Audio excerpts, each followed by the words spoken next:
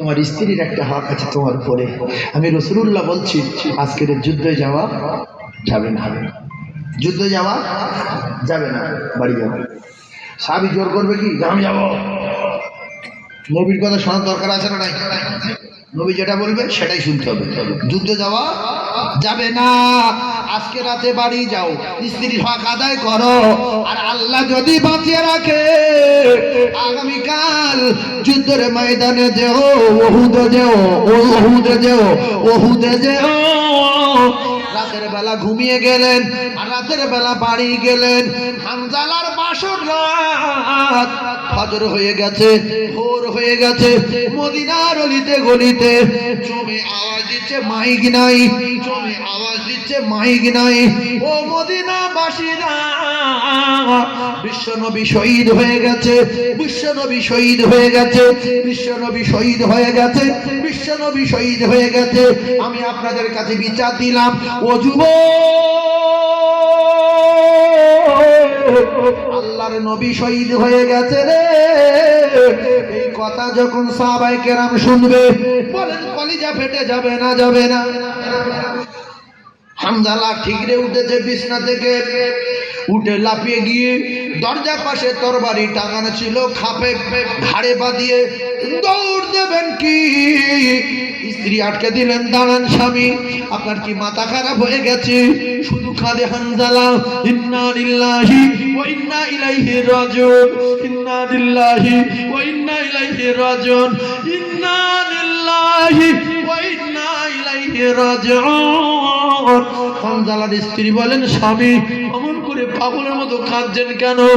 হানজালার স্ত্রী যখন বললে, হানজালা বলেন, বিবি রে, নবী শহীদ হয়ে গেছে, নবী নাই, নবী নাই ওহুদে, ও বিবি ছেড়ে দাও। হানজালার স্ত্রী বললেন, স্বামীনি, আমি শুনেছি, আমি জানি, রাসূলুল্লাহ বলেছে যারা শহীদ হয়ে যায় তাদের গোসলের দেওয়া দরকার হয় না, তাদের গোসল দেওয়া লাগে না। ওই অবস্থায় নাক কাটা, চোখ কাটা, কান কাটা, রক্ত, ঝাঁঝরা সব শুদ্ধ দাফন করে দেওয়া হয়, ওইভাবে ময়দানে মাশরে উঠবে। কিন্তু আপনার তো গোসল ফরজ হয়ে গেছে স্বামী গো, আপনি গোসল না করে যাবেন না? একটুখানি সময় দেন, আমি কুয়ো থেকে পানি তুলবো, সুন্দর করে গোসল করিয়ে দিয়ে আমি জান্নাতের দুলার বেশে আমি আপনাকে সাজিয়ে দেব, আপনি উহুদের ময়দানে চলে যাবেন। হামজালা বললেন, না, দিন চলে গেছে, ইসলাম চলে গেছে, আমার নবী নাই, গোসল করার সময় নাই, আমি গোসল করব না, আমি নাপাক, আমি জানি, আমি আমার আল্লাহর জিম্মায় চলে গেলাম। বিসমিল্লাহি তাওয়াক্কালতু আলাল্লাহ, লা হাওলা ওয়ালা কুওয়াতা ইল্লা বিল্লাহ, ইন্না লিল্লাহি ওয়া ইন্না ইলাইহি রাজিউন। ও বিবি ছেড়ে দাও, আমি গোসল করব না, সময় নাই। বিশ্ব নবীর প্রেমে পাগল হয়ে গিয়ে, বিশ্ব নবীর প্রেমে পাগল হয়ে গিয়ে হানজালা নাপাক অবস্থায় বললাম তরবারি নিয়ে দৌড় দিলেন। নবী নাই, নবী নাই, নবী নাই, নবী নাই। মদিনা থেকে উহুদ কাছাকাছি, বেশি দূরে না। দৌড়ে দৌড়ে চলে গেলেন, কোথায় কে আছে না আছে কোনো খবর নাই। দৌড় গিয়ে বীর বিক্রমে, শিব গর্জনে, নবীর প্রেমে পাগল হয়ে তরবারি চালাতে চালাতে হযরতে হানজালা নাপাক অবস্থায় শহীদ হয়ে গেলেন। ইন্না লিল্লাহি ওয়া ইন্না ইলাইহি রাজিউন। আল্লাহ রাসূল বলেন, লা ইমানুকুম হাত্তা কুনা হাব্বিলাইহি মিন ওয়ালিদিহি ওয়া ওয়ালাদিহি ওয়ান নাসি আজমাইন।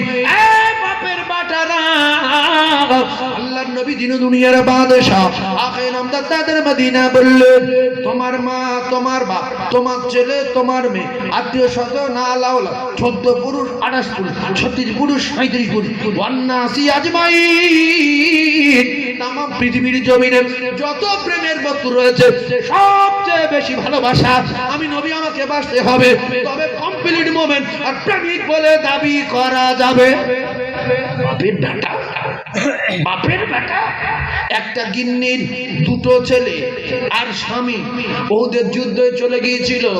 সকালবেলা খবর হলো ভোরের বেলা নবী মারা গেছে।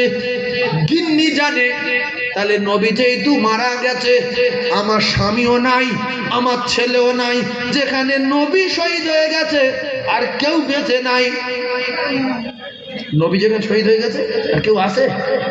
মদিনা থেকে দৌড় দিলেন ওই মহিলা যার একটা স্বামী আর দুটো ছেলে গিয়েছিল ওহুদে। দৌড়াচ্ছে রে, কিছু দূর যাওয়ার পরে কয়েকজন সাহাবী বলেন, মহিলা তুমি কোথায় যাও? অমন করে দৌড়ে দৌড়ে, অমন করে দৌড়ে দৌড়ে, তোমার তো দুটো ছেলে মারা গেছে রে। মহিলা বললেন, কে মারা গেছে শুনতে চাইনি, আমি জানতে চাই আমার নবী কেমন আছে রে। জোরে বলে, একটু জোরে বলেন। আবার মহিলা দৌড় দিলেন, দুটো ছেলে মারা গেছে, ভেঙে পড়েনি। আবার কিছু দূর যাওয়ার পরে মহিলা থেকে সাহাবী বললেন, কোথায় যাও? তোমার স্বামী মারা গেছে।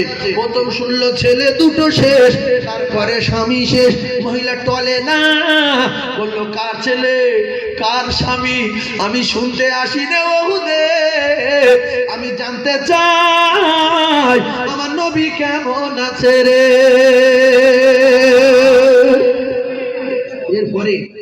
এরপরে ভালো করে শোনেন, হামজালার স্ত্রী বোরকা পরে নিয়েছে। কার স্ত্রী? কথা বলে, আপনাদের কি ঘুম লাগছে? ঘটনা বাদ দিয়ে হাসাবো? কিছু বলেন না, বলছি কার স্ত্রী? খুব এরকম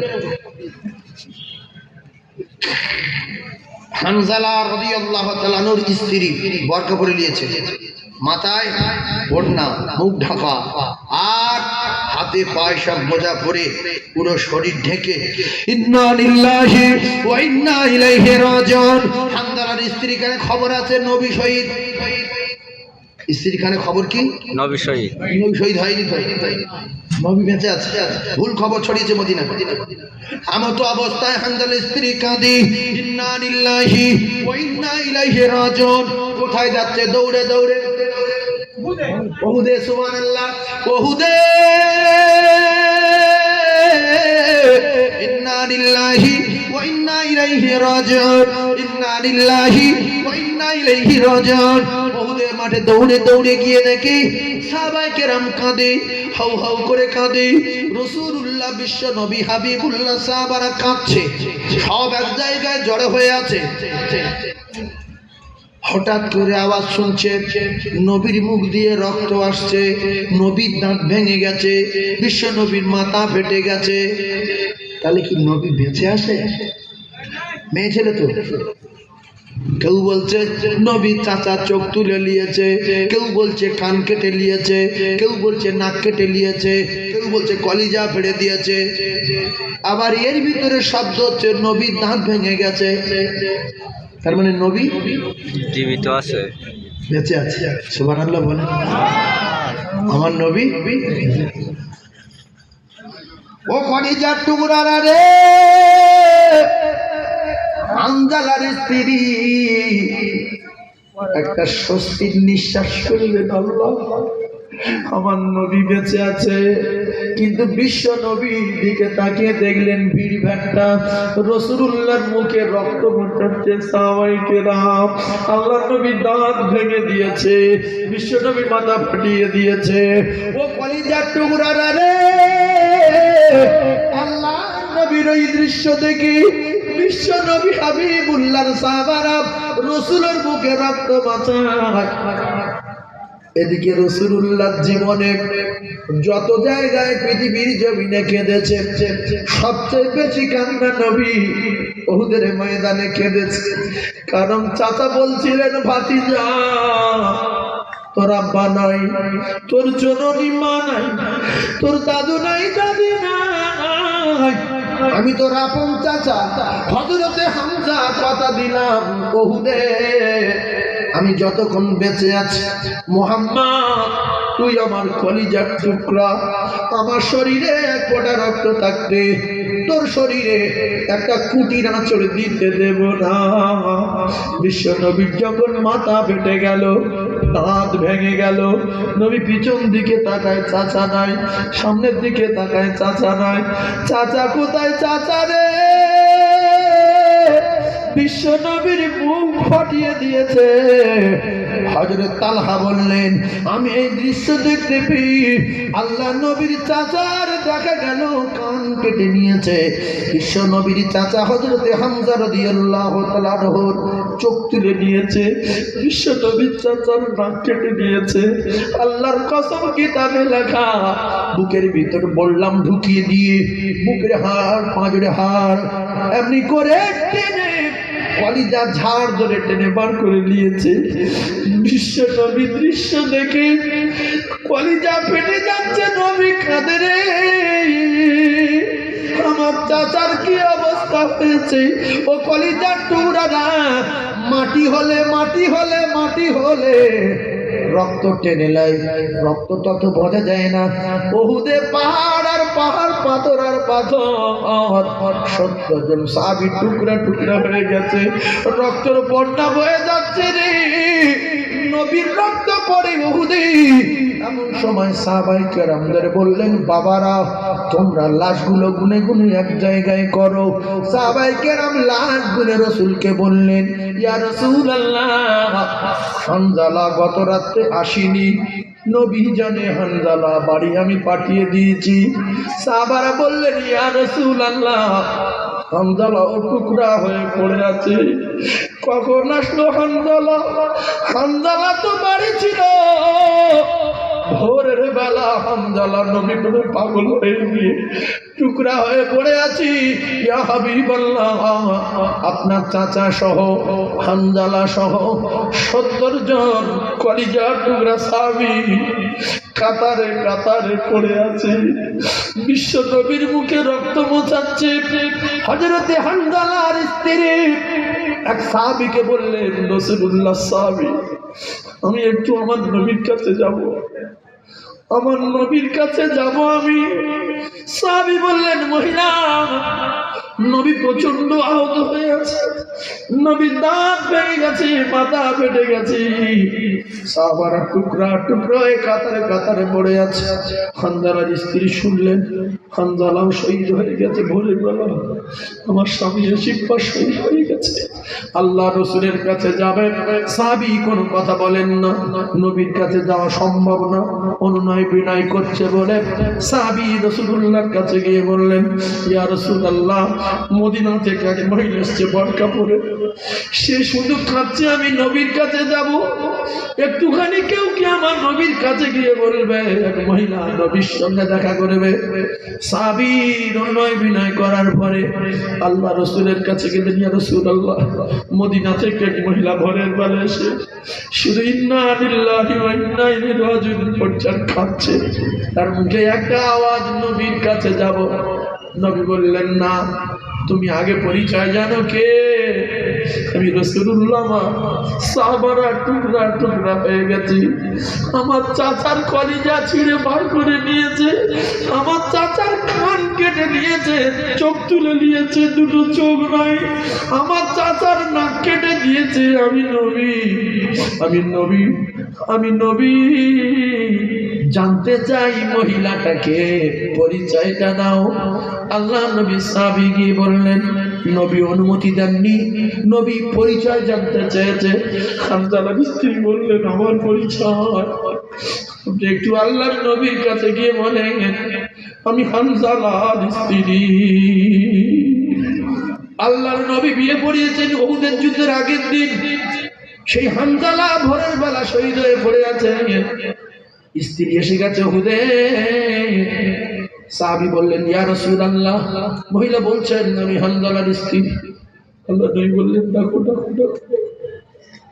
বিশ্ব নবী ডাকলেন, সাহাবায়ে কেরামদের বলেন, তোমরা একটুখানি সরে যাও, কি হয়েছে মা বলো।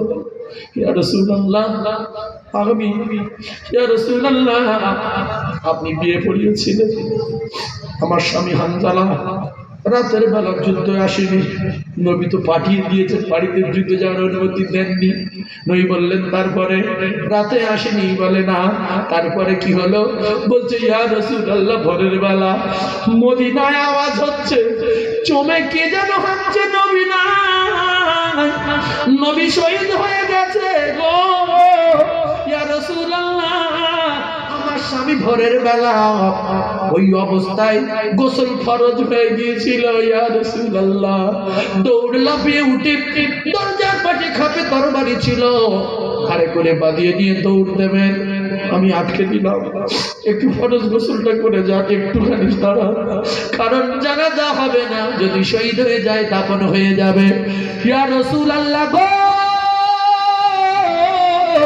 ইয়া হাবিবাল্লাহ,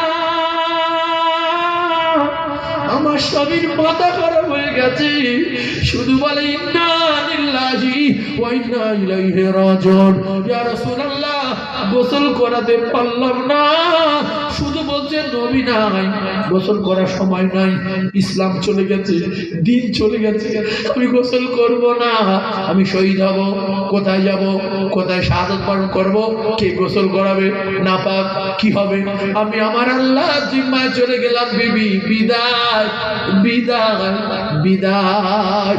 রাসূলুল্লাহ শুনেছে হানজালা সহ 70 জন সাহাবী টুকরা টুকরা হয়ে পড়ে আছে। রাসূল বলেন, সাহাবারা আমার হানজালার লাশটা সাইড করো, হানজালার লাশটা আলাদা করো, হানজালার লাশ আলাদা করো।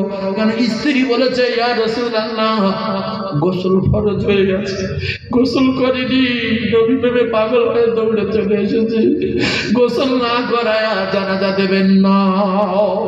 বিশ্ব নবী বললেন হানজালার লাশ আলাদা করো।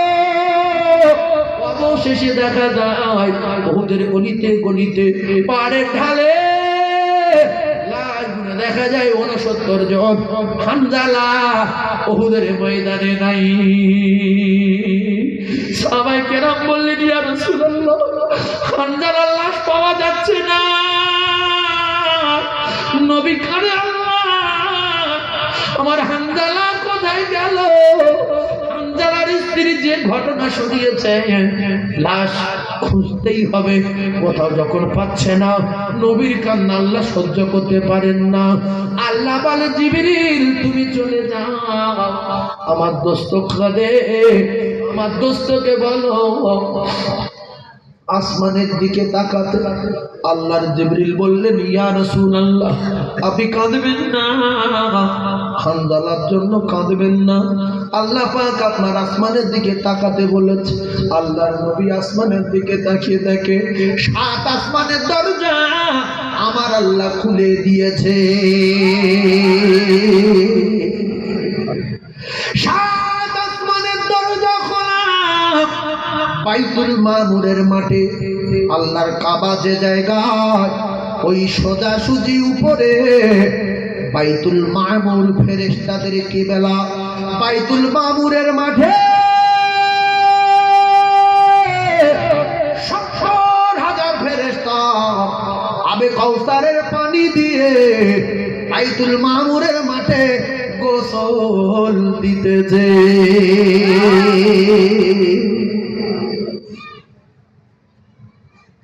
হানজালা কাজ জিম্মায় চলে গেল।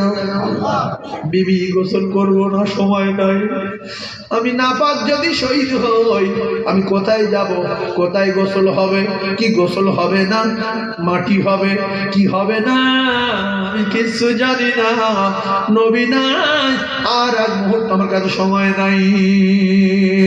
আমার আল্লাহ পাকের নবী দিন দুনিয়ার বাদশাহ আসমানের দিকে তাকিয়ে ওই দৃশ্য দেখে খুশিতে বাগে বাগ, বিশ্ব নবীর মনটা খুশি হয়ে গেল। সাহাবায়ে কেরাম বললেন, ইয়া রাসূলুল্লাহ, হঠাৎ আপনি খুশিতে বাগে বাগ?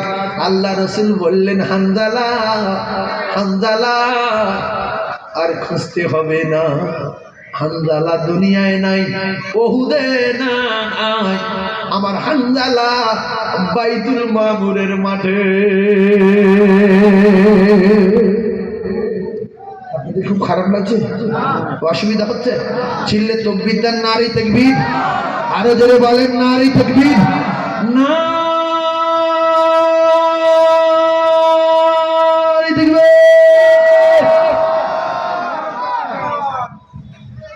এত সুন্দর একটা তত্ত্ব তুলে ধরলাম বান্দা